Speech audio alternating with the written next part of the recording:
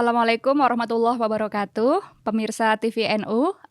Alhamdulillah kita bertemu sore ini dalam podcast Diaspora Santri, kerjasama TVNU dengan PCINU sedunia. Mohon izin perkenalkan saya dengan Marlis Afrida dari Green Network Asia dan juga di Les Bumi PBNU. Sore ini, pada kesempatan ini saya merasa senang banget diajak untuk terlibat dalam podcast ini, dan bersama saya sudah hadir narasumber kita, Mas Muhammad Ahla Sauro. Ya, benar. Halo, Iya, Mbak. iya, halo. Apa kabar? Gimana, Baik, Mas? alhamdulillah. Sehat? Mbak gimana? Alhamdulillah sehat. Kayaknya reuni nih kita. Tipis-tipis. Iya, jadi alhamdulillah ini diberi kesempatan ya sama TVNU buat hadir di sini bersama. Kita santai aja ya settingnya ya. Oke. Mohon izin ya, aku ingin mengelaborasi seorang Mas Hala ya. Mungkin bisa cerita dulu kali ya, kegiatan terus aktivitas saat ini. Ini acara diaspora nih, jadi pasti dari luar negeri nih kayaknya nih. Halo, Mbak. Tadi di awal udah disebutkan nama. Mungkin sekilas saya mahasiswa di NUS, di Malay Studies Department, di Faculty of Art and Social Science, semacam fakultas ilmu sosial yang di sana lah. Dan kajiannya lebih ke kajian-kajian tentang Indonesia, kemudian kajian tentang di Melayu, dan kemudian kawasan Malaysia, Singapura. Kebetulan saat ini semester 4 baru selesai mengumpulkan tesis, Mbak. Mohon doanya. Ini lagi revisi. Semoga lancar ya. Semoga lancar. Ya. Kebetulan di sana saya belajar banyak hal, termasuk bikin riset MA by research apa tuh? Ya S2 tesis lah. Dan selama saya di Singapura saya cukup punya banyak exposure terhadap kegiatan-kegiatan akademik maupun kegiatan-kegiatan non akademik. Boleh nggak diceritain kegiatan akademiknya? Ini kan menarik banget ya, Malay Studies gitu. Kita ini udah terkotak-kotak jadi nation state. Sebenarnya Singapura, Malaysia, saudara-saudara kita juga serumpun ya. Boleh diceritain dari kegiatan akademiknya dulu, terus nanti yang non akademik tadi, menyambung sharingnya Mas Hala tadi. Oke. Jadi kegiatan akademik mungkin bisa, ini kan masih dalam langgam ilmu sosial. Kemudian ada Islamic Studies juga masuk di sana. Jadi saya belajar banyak hal tentang apa itu kajian Nusantara pada waktu dulu. Jadi kan istilah yang Nusantara itu kan sekarang mungkin dikooptasi sangat Indonesia, tapi di negara belahan sana istilah Nusantara itu lebih luas, tidak hanya Indonesia tapi juga Malaysia, Singapura, bahkan di Thailand Selatan hingga Filipina. Nah, kajian ini mungkin karena ada pengaruh-pengaruh banyak hal tentang bagaimana kolonial itu membentuk dan mengkotak-kotakkan studi ini, sehingga relevansi studi di Asia Tenggara bagian selatan, khususnya Indonesia, Malaysia, Singapura, itu perlu mendapat perhatian kembali. Dan ketika di sana saya belajar tentang teori-teori kritis dan kemudian teori-teori tentang pembangunan, mengenalkan teorisi lokal, akademik lokal seperti ilmuwan-ilmuwan macam Syed Hussein Alatas yang menjadi salah satu pioneer yang ada di departemen tersebut untuk mengenalkan studi-studi kritis. Kegiatan-kegiatan di luar akademik, di dalam akademik mungkin alhamdulillah di sana ada semacam exposure untuk mengikuti berbagai konferensi maupun penulisan-penulisan di berbagai platform yang ada, dan juga saya pernah berkesempatan untuk ikut conference baik itu online maupun offline. Di luar akademik kebetulan alhamdulillah saya juga terlibat dalam beberapa reading group atau kelompok-kelompok diskusi yang pada waktu itu juga cukup menarik karena orang-orang Malaysia di Singapura dan Singapura itu memiliki perhatian terhadap intelektual Indonesia, semacam yang baru meninggal Prof. Azumadi Azra, kemudian intelektual NU semacam Gus Dur, kemudian intelektual pada zaman dahulu yang sudah meninggalkan kita semacam Pak Muslim Abdurrahman dan juga Mansur Faki dan lain sebagainya, itu mendapat perhatian untuk dikaji di sana. Dan ini cukup menarik karena akademisi di Malaysia dan Singapura pun memiliki perhatian terhadap itu, dan tentu saja ini jadi hal yang menarik karena di Indonesia dipelajari kemudian mendapat perhatian di negara-negara sebelah.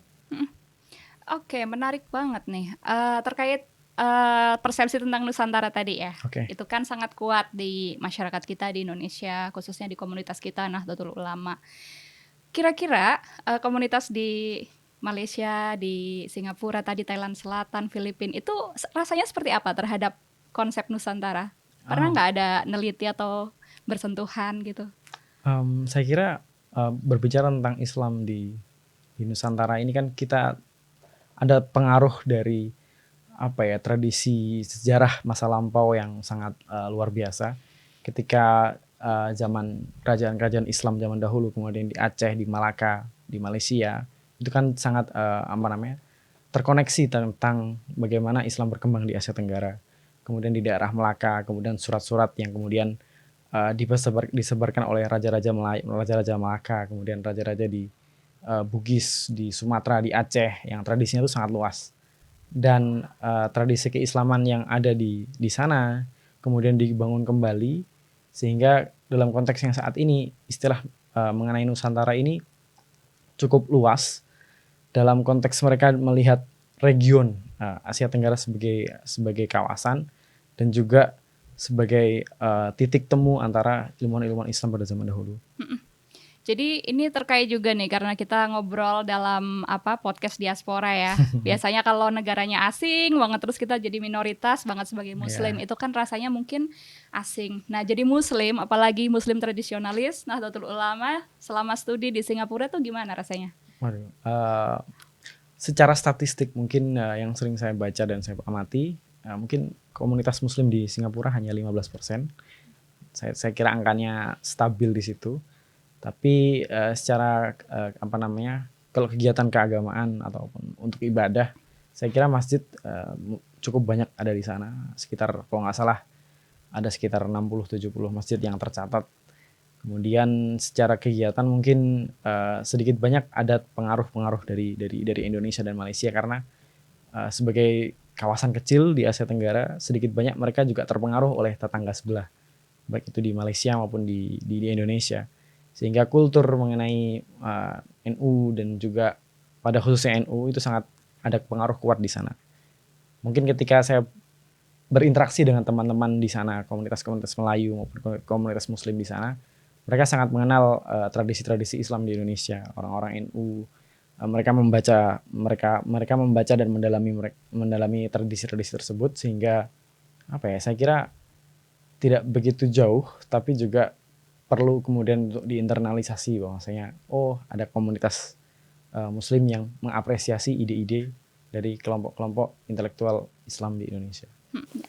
Jadi penasaran, menurut pembacaan Mas Hala selama 2 tahun di sana, di luar fokus tadi ya, corak keberislaman yang dominan di Singapura kurang lebih seperti apa? Terus dulu kita kalau di Singapura kan suka ziarah ke makam Habib Nuh gitu kan.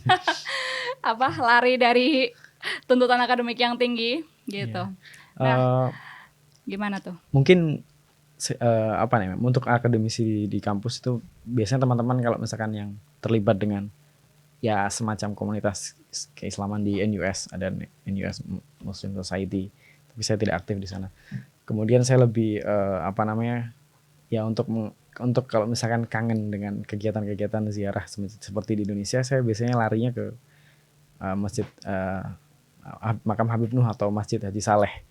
Nah, itu kebetulan di sana juga ada semacam tradisi-tradisi yang dulu pernah dilakukan di Indonesia, macam membaca Rotib Al-Atos yang sering rutin di sana, kemudian pengajian kitab kuning. Ya, untuk sebagai pelarian ketika di dunia akademik kemudian butuh sesuatu yang untuk dibaca dan dikaji lagi, saya ke sana. Ada juga tempat di Masjid Ba'alwi itu yang sering orang-orang Indonesia yang kunjungan ke sana, seperti Prof. Quraish Shihab. Itu beliau sangat teman dekat dengan Habib Hasan Al-Atos yang ada di sana. Kemudian ada di Pusara Aman. Mungkin hanya 3 spot itu mungkin secara pribadi yang saya sering ke sana. Jadi sebenarnya homey juga ya untuk mempraktekkan Islam ala tradisionalis Nahdlatul Ulama gitu ya. Nah, penasaran juga, mungkin pemirsa juga ada yang penasaran yang mungkin belum punya privilege untuk jalan ke Singapura langsung gitu kan. Kadangkala di Indonesia ini kan berita simpang siur ya. Ada stigma misalnya di Singapura tuh mayoritas Chinese, non-Muslim, terus ada juga kejadian-kejadian di mana seorang tokoh agama dicekal datang ke sana. Sebenarnya dari cerita Mas Hala tadi kan ada kedekatan ya kultural dan keagamaan nih antara Nusantara, Indonesia, Singapura, Malaysia dan lain-lain. Jadi sebenarnya kayak gimana sih? Boleh nggak kita lurusin bareng-bareng stigmanya berdasarkan ini bukan hanya orang yang tinggal di sana diaspora ya, tetapi juga seorang expert gitu, seorang ilmuwan yang belajar secara formal. Boleh ya dibagi ke kita nih wawasannya? Saya kira saya hanya pelajar di sana Mbak, tapi mungkin sedikit Amin. Jadi expert segera. Menjelaskan kondisi-kondisi tersebut. Kalau tidak salah pada tahun 2015 itu sempat ada wacana untuk kemudian mengembangkan model-model semacam NU di sana. Akan tapi terhambat regulasi untuk kemudian membentuk organisasi tersebut. Jadi di tingkat wacana, di tingkat kampus-kampus itu mungkin ada akademisi-akademisi di Singapura yang mempelajari orientasi keagamaan maupun gagasan ideologi tentang Islam di Indonesia. Karena ya sama halnya dengan negara-negara yang lain, tapi dalam kacamata ilmu sosial maupun humaniora. Tapi di sisi lain ketika berbicara tentang praktek itu mungkin tergantung komunitas dengan siapa anda berkumpul. Misalkan dalam tradisi-tradisi NU mungkin kita mencari teman-teman yang kita melakukan hal ini dan itu semacam ritual untuk kangen dengan kegiatan di rumah kalau misalkan semacam kayak di pesantren. Mungkin itu Mbak. Kalau terkait dengan semacam gagasan keislaman ataupun wacana keislaman secara general, ya NU termasuk yang berkontribusi untuk memberikan wacana bahwasanya Islam itu ada sisi toleransi dan kemudian sisi melihat Islam dalam sisi yang lain yang cukup ramah dengan melihat tradisi-tradisi sekitar. Mungkin itu saja, Mbak. Jadi sebenarnya ada harapan ya, terwujudnya kerukunan, toleransi, hubungan yang baik antar negara, satu rumpun. Ini kadang hubungannya kan cinta dan benci gitu kan. Dengan corak kedekatan tadi, keberagamaan, kemudian regional. Ya, kita sangat menantikan kiprah ya para ahli, pakar, praktisi seperti Mas Hala nih untuk mencerahkan masyarakat kita bersama untuk tahu ya dan meningkatkan hubungan baik gitu di antara semua komunitas. Nah, kira-kira Mas Hala punya pesan apa ya yang bisa dibagi nih ke kita dari hasil belajarnya selama 2 tahun, terus sosial sehari-hari di sana yang kayaknya bermanfaat buat kita untuk memahami posisi seorang muslim dalam hubungan internasional misalnya, dalam hubungan dengan budaya dan komunitas yang berbeda gitu. Saya kira mungkin lebih ini Mbak ya, mungkin saya mengajak teman-teman Indonesia untuk kemudian belajar, salah satunya ada kesempatan untuk belajar tentang ilmu sosial dan kajian-kajian Islam di Asia Tenggara karena perhatian terhadap kajian tersebut mungkin sekarang mulai cukup ada intensitas dan tumbuh, dan mungkin teman-teman Indonesia bisa belajar di Singapura sebagai mempelajari tentang kajian tentang NU maupun tentang Islam, dan hal ini bisa difasilitasi oleh semacam beasiswa di negara, semacam beasiswa pemerintah maupun beasiswa yang disediakan oleh kampus yang di sana maupun pemerintah di sana. Itu mungkin sedikit Mbak. Jadi ada prospek nih generasi muda Indonesia, khususnya Nahdlatul Ulama nih yang pengen mencapai pendidikan tinggi ya, S2, S3, apalagi yang tertarik dengan studi-studi ilmu sosial gitu. Ada hal yang sangat penting dan menarik ya, keislaman di Asia Tenggara ternyata menarik sekali ya di kulik ya. Ada corak yang mungkin lebih menarik dari kajian di sana karena tradisinya mungkin agak sedikit berbeda dengan di Malaysia, karena mungkin ada titik di mana mereka mempunyai perhatian terhadap tradisi kritis dan juga tradisi-tradisi mereka menyebutnya sebagai ilmu-ilmu lokal maupun ilmu mandiri. Jadi semacam ada perhatian tentang ulama-ulama lokal yang belum terdokumentasi gagasan-gagasannya, kemudian mereka mendokumentasikan tersebut dan mengkaji orientasi maupun dalam perspektif ilmu sosial dan humaniora. Jadi ya mungkin jadi pilihan yang cukup menarik untuk mengambil kesempatan di sana. Mhm. Jadi ada banyak jalur ya, beasiswa dan lain-lain. Gimana sih biar teman-teman kita nih, mungkin adik-adik yang masih S1 atau SMA nih ya, bisa membangun aspirasi yang pertama untuk studi pendidikan tinggi di luar negeri, termasuk juga di Singapura ya, yang merupakan hub gitu di Asia. Lalu mengupayakannya nih, jadi nggak cuma pengen, tapi juga bisa melalui tahap demi tahapnya sehingga bisa sekolah ke luar negeri. Mungkin salah satunya mungkin bisa rajin-rajin mengakses informasi karena di internet saat ini sudah banyak, dan juga mungkin bisa dimulai dengan mengakses semacam webinar-webinar yang disediakan oleh beberapa kampus di sana untuk membiasakan diri kemudian untuk dengan suasana maupun walaupun secara virtual, akan tapi sedikit banyak dari situ akan berpengaruh ketika nanti pengen untuk studi secara face to face di sana. Kalau menurut Mas Hala sendiri, profil generasi muda nih khususnya di NU saat ini relatif terhadap potensinya dengan situasi kenyataannya yang hari ini itu kayak gimana? Terus gimana? Apa yang bisa ditingkatkan gitu? Saya kira mungkin menjelang 1 abad NU ya. Saya melihat bahwasanya intelektual muda NU maupun akademisi sudah banyak exposure maupun kesempatan untuk belajar setinggi-tingginya dan mendalami kajian NU secara mendalam, dan ini merupakan momentum yang kemudian harus dipertahankan dan memberdayakan teman-teman anak muda NU sehingga mungkin beberapa tahun ke depan akan banyak akademisi-akademisi dari NU sendiri yang bisa berkiprah dan memiliki banyak manfaat bagi banyak orang. Ya, tadi barusan aja aku membaca status Facebook seorang tokoh NU ya, Mas Syafiq Ali. Katanya saya nyari tahu gimana cara bikin warga NU ini nahdihin bisa jadi kelas menengah atas nih. Berarti kurang lebih kalau dari penjelasannya Mas Ahla tadi kurang lebih pendidikan kali ya, pendidikan tinggi ya kuncinya ya. Salah satu mungkin yang bisa berpengaruh di situ. Oke. Habis ini setelah lulus apa rencana ke depan? Mungkin saya lebih bergerak di bidang riset dan penerjemahan, Mbak. Riset, oke. Riset dan penerjemahan karena mungkin area yang saya geluti dan saya sukai ya area-area itu. Oke. Apa yang mau diterjemah? Kalau boleh tahu. Saya terjemah di Arab Inggris atau Arab Indonesia biasanya. Dokumen-dokumen maupun buku-buku. Yeah.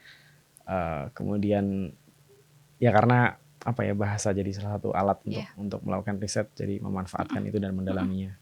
Dan tadi yang banyak dikulik di NUS, profil-profil yang mungkin belum dikenal, gimana biar dikenal di Indonesia juga ya? Mengenalkan semacam ada hal yang terputus ketika tradisi-tradisi keilmuan di sana yang dulu sangat berkembang kemudian sempat terputus dan perlu kemudian untuk mengenalkan kembali ke tradisi-tradisi di sekolah-sekolah di Indonesia. Ya, berarti perlu juga dong mengasah keahlian bahasa selain diterjemahkan ya tentunya. Ya. Ada nggak masalah saran gitu gimana biar kita generasi muda NU bisa mengasah kemampuan bahasanya, Inggris, Arab, supaya bisa mengakses ilmu-ilmu pengetahuan dunia? Saya kira teman-teman sudah memiliki bekal, Mbak, alat-alat untuk mempelajari hal tersebut sehingga untuk mendalami selanjutnya. Saya kira alat itu sudah ada dengan mudah diakses dengan kehadiran teknologi dan sebagainya. Orang bisa mempelajari lewat media sosial maupun di akses tersebut. Tinggal yang penting sudah mendapat dasar untuk belajar, kemudian tinggal mengembangkannya sendiri masing-masing. Ya. Boleh tahu selama kuliah nih menjelang lulus ada aktivitas apa di NUS yang Gus Hala lakukan selain sekolah gitu? Mungkin riset, kemudian ikut di reading group sama diajak oleh dosen saya untuk aktif di sana semacam conference di lembaga riset di Singapura, kemudian konferensi di kampus-kampus di Australia secara virtual walaupun tidak secara offline. Tapi ada satu kemarin yang ketika ikut konferensi di Belanda bertemu dengan teman-teman di PCI di Belanda itu cukup menarik. Iya, NUS ini menarik ya. Kebetulan izin merespon sedikit. Aku dulu di NUS juga kerja jadi asisten riset. Jadi nggak semua kampus nih teman-teman, khususnya pemirsa yang masih muda-muda ya, nggak semua kampus di dunia ini mengizinkan mahasiswanya untuk kerja. Nah kalau di NUS tuh kita boleh kerja sampai maksimal 2 gitu. Jadi biasanya mahasiswa tuh pada kerja, terus buat jalan-jalan keliling ASEAN, buat keperluan keluarga, macam-macam. Iya menarik banget nih tadi melihat sisi Singapura dan Nusantara secara garis besar gitu ya dari perspektif ilmu sosial bidangnya Mas Hala nih. Mungkin penasaran, Mas Hala kan studi Malaya Study dan banyak menyinggung juga tentang corak-corak keislaman gitu. Sebenarnya ada kampus Islam nggak sih di Singapura? Sejauh yang saya tahu kampus hanya kampus-kampus state ataupun private university. Kampus-kampus Islam semacam UIN, sekolah Islam, sekolah tinggi Islam. Saya kira tidak ada. Ada beberapa tempat-tempat belajar tentang Islam itu mungkin dari kacamata ilmu sosial, humaniora, semacam yang ada di NUS maupun di NTU atau kajian-kajian spesifik semacam tentang teologis mungkin tidak terlalu tapi lebih ke orientasi sekolah pemikiran, sekolah kajian-kajian tertentu yang melihat Islam dari kacamata ilmu sosial seperti yang saya sebut tadi. Kampus-kampus lain seperti di Singapura selain NUS ada Nanyang Technological University NTU, ada juga SUSS Singapore School of Social Science, ada SMU dan masih banyak lagi. Tapi yang mungkin yang paling penting yang paling mendasar di belajar di Singapura adalah kita mendapat exposure dengan mahasiswa-mahasiswa lain, kemudian dengan lingkungan studi-studi yang internasional di Singapura. Tapi environment maupun lingkungannya itu tidak jauh dengan kehidupan di Indonesia. Panas masih 36, 7, 8, 9 derajat masih sama di Indonesia. Kemudian bahasa-bahasa untuk yang mengucap dengan bahasa-bahasa Indonesia masih cukup mudah dipahami oleh beberapa orang karena beberapa kosakata ataupun kata-kata bahasa Inggris di Melayu di Singapura masih mudah untuk ditebak. Itu mungkin teman-teman yang suka nonton Crazy Rich itu juga ya semacam itulah bahasa-bahasa yang di sana. Minum dulu yuk. Boleh, dari tadi kita ngobrol. Izin ya pemirsa.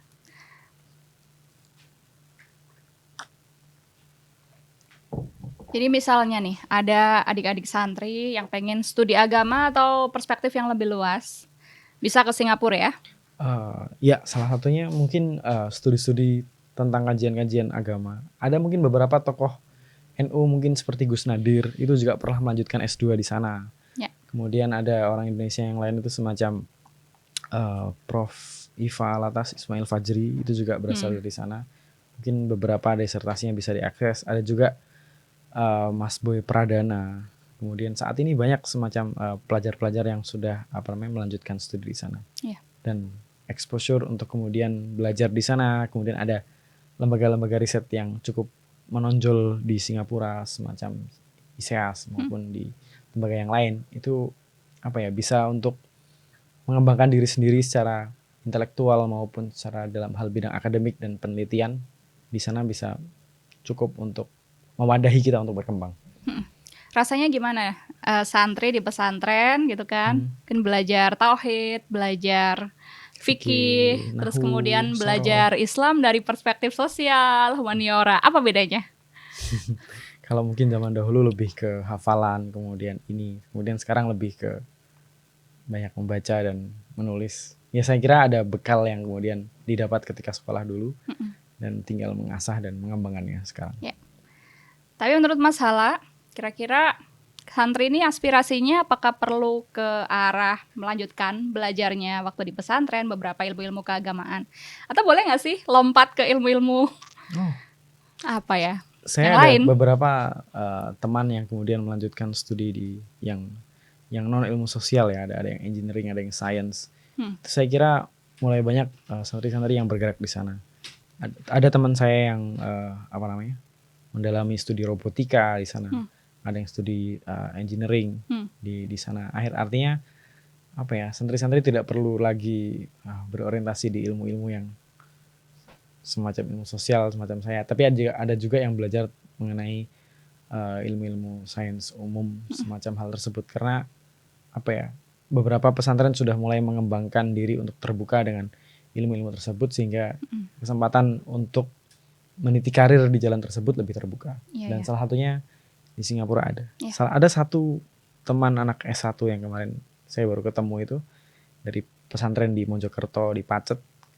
Dia mendapatkan kesempatan untuk studi di Singapura di engineering.